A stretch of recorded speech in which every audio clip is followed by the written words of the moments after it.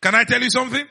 Jesus, and by extension, God himself, can never ignore a giver.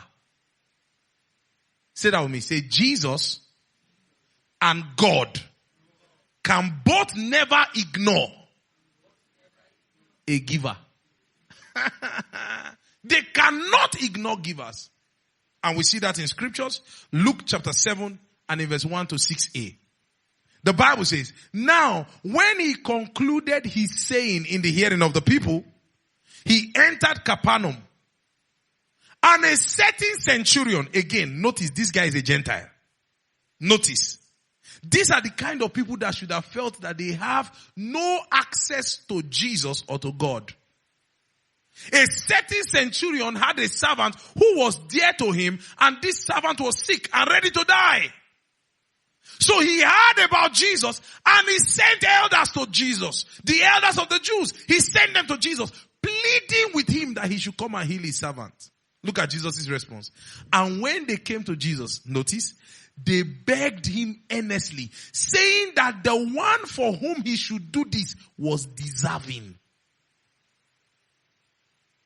They told Jesus, Jesus, this man deserves your attention. How? Why? For he loves our nation and he has built us a synagogue. Look at Jesus' response. Then Jesus went with them. Then Jesus went with them. This guy was a Gentile. Remember, Jesus was the one who said to his disciples when he sent them out, mission of the 12, mission of the 70, he said, don't go to the house of the Gentiles, for I am sent only to the lost sheep of Israel. He told his disciples, don't go near. If you see any Gentile, don't do ministry with them. It's not yet time. And you see that clearly in his ministry. When the woman who had sick children came, he told her, I cannot give the bread of the children to the dogs. He was not willing to go. But they told him, this one deserves your attention because he loves the nation of Israel. Even though he's not part of it. He single-handedly built us a synagogue. Jesus said, let's go. God and Jesus can never ignore a giver. Can never ignore a giver. Can never ignore a giver.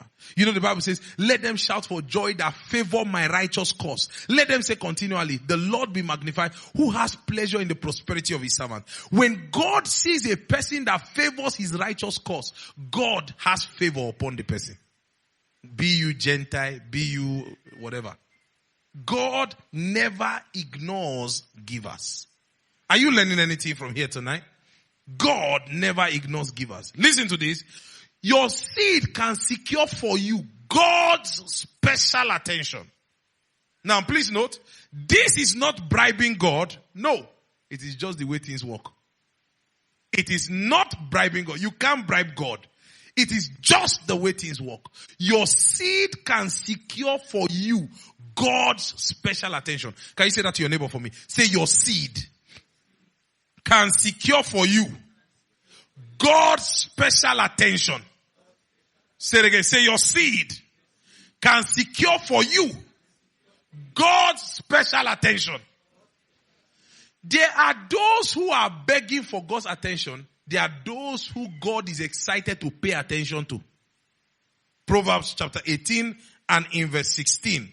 The Bible says, a man's gift makes room for him and brings him before great men. Now, can I ask you a question? Which men can be greater than the great God? A man's gift, a man's seed makes room for him. There was supposed to be no room for Cornelius. He was a Gentile.